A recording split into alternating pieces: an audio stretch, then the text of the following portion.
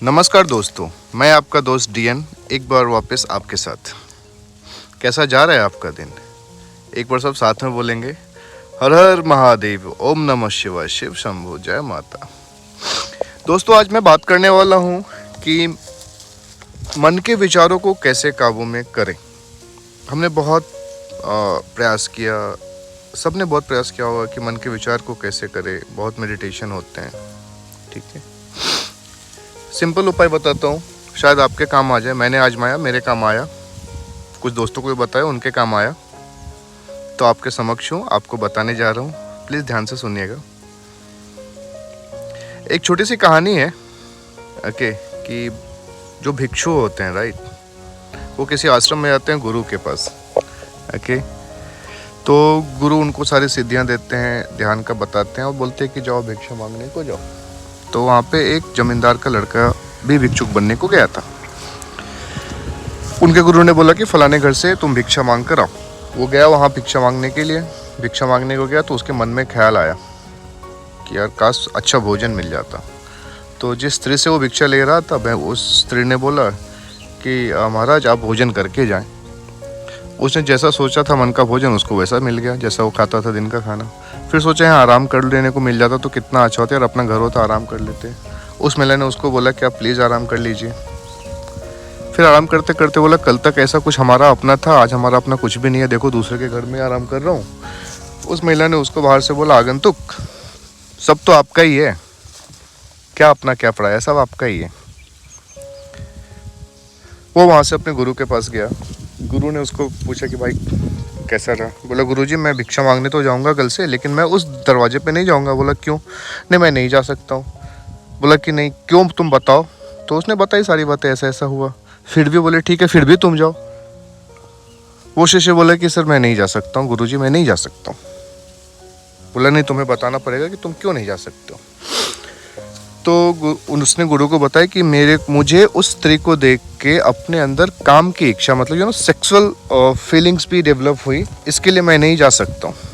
गुरु ने बोला तुम फिर भी जाओ, सिर्फ एक बार ये करना कि तुम्हारे मन के जो विचार है ना, उसको घर के दरवाजे पे छोड़ देना और फिर अंदर जाना। साधक तो था ही गुरु के साथ, उसने मन के विचार को सोचा कि नहीं अब मुझे कुछ सोचना ही नहीं है, लेट द थिंग हैपन, मैं सिर्फ देखता हूँ। विचार को दरवाजे पे छोड़ दिया और अपने पैर आगे बढ़ाए। जब वो, क्योंकि इंसान है, विचार आते हैं, विचार शून्य होते हैं। जब उसके पास विचार आते थे वो देखता था कि सामने वो घटनाएं घटित हो रही हैं। जब विचार शून्य होते थे तो लगता था कि क्या हो रहा है, ठीक है। तब उसे रियलाइज हुआ कि विचार को छोड़ना ही सबसे बड़ी सिद्धि है, सबसे बड़ा ये है, मतलब सबसे बड़ी उपलब्धि वही होती है जब आप विचार शून्य हो जाओ।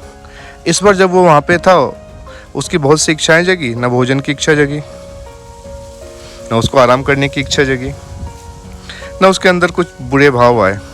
वो वापस गुरु के पास आया और गुरु के चरण पकड़ लिए, बोले महाराज आपने तो आज मुझे ज्ञान दे दी।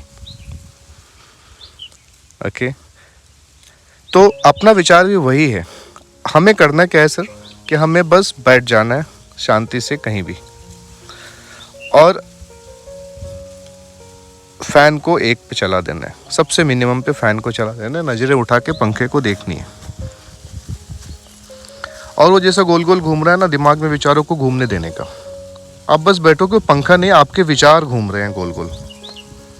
जो भी विचार आते हैं उनको घूमने दो, जितने विचार आते हैं मत रोको। ना नए विचार लाने की कोशिश करो, ओके, और ना रोकने की कोशिश करो। Just be stable and keep watching पंखे को। आई कैन गारंटी यू, अगर आप ये 3 से 3.5 मिनट कर लिए ना, तो आपको लगेगा ना कि आपके विचार सच में वहाँ पे लिखे जा रहे हैं और समथिंग पिक्चर चल रही है, मूवी चल रही है, and you are just watching. Okay, मैं आज आप इसके लिए बता रहा हूँ क्योंकि विचारों से जो मुक्ति मिलती है ना, ये हमें बहुत समस्याओं से निजात दिलाती है। लोग आज के समय में सुसाइड करने को चले जाते हैं, कुछ भी लाइफ में घटनाएं घटी, आत्महत्या करने को चले जाते हैं, हिंसक हो जाते हैं, फ्रस्ट्रेट हो जाते हैं। नहीं, ये सब ओवर थिंकिंग के प्रॉब्लम है। Let the thinking move away out of you, ठीक है।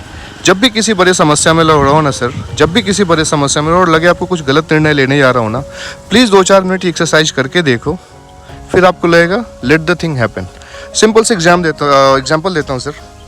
भाइयों बहनों कि कोविड के बाद लोगों में फाइनेंशियल क्राइसिस आई, बहुत से लोगों ने आत्महत्या की, बहुत से लोग बैंकरप्ट हो गए, बहुत से लोगों के लोन चढ़ गए, और बहुत से लोग इसके लिए नहीं सुसाइड कर लिए कि उनके ऊपर लोन चढ़ गए थे, दे वर नॉट एबल टू पे टू द बैंकर्स, और बैंकर्स की कॉल उनके रिलेटिव्स वगैरह को आने चालू हो गए थे, और इसके चक्कर में उनको लगता था कि दे आर गेटिंग एक्सपोज, उनका सोशल लाइफ खराब हो रहा है, उनके रेपुटेशन खराब हो रही है, बच्चे फैमिली सबका नाम खराब हो रहा है, सुसाइड कर लो। उन्होंने सुसाइड कर लिया, मान लो किसी एक बंदे ने, बहुत सारे केसेस हुए हैं।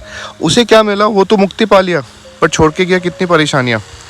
अगर उसने इस काम को किया होता सर, परेशानी उसके पास अभी भी बनी है, उसके पास समस्याएं उसके परिवार के सर पे आ गई हैं। अगर वो सोचता तो बोलता let the things get exposed, I am this, I will take this much of time to repay, you have to wait for that, और they could have found the other way out, some relative में come forward कि भाई चल support करता हूँ। तो एक example था, लाइफ में कई समस्याएं आती हैं हमारे, हमें बस गहन सोच करना है, और सोच क्या करना है कि हमें सोच से मुक्ति पानी है। पंखे को एक पे चलाना है, 5 मिनट ध्यान से देखना है, अपनी सोचों को विजुअलाइज होते देखना है, और देखना है कि समस्या आपसे नहीं है, आप समस्याओं के बीच में हो, क्योंकि आप एक मनुष्य हो। ओके, मैं अपनी बात खत्म करता हूँ। प्लीज़ लाइक, कमेंट, सब्सक्राइब, प्रोत्साहित कीजिए कि अपने विचार रख पाऊँ, आप लोगों को पसंद आवे। आपका डीएनएव आपसे विदा लेता है। Have a great day, and कल 26 जनवरी है, तो भारत माता की जय। Happy republic day in advance. Take care, like, comment and subscribe. हर हर महादेव।